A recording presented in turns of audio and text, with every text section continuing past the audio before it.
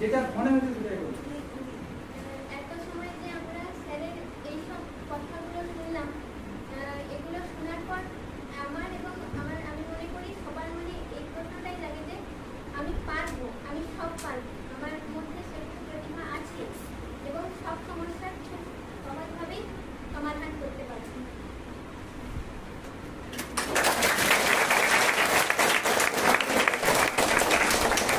মূল কথাটাই বলেছে যে আমরাও পারি, ঠিক আছে। কিছু জিনিস হয়তো শিখতে হবে, শেখার জায়গাটা তো সবসময় খালি থাকে, ওটা তো কখনো এমনটা নয় কোনো মানুষ এমন শিখে গেল যে তার শেখারই দরকার নেই।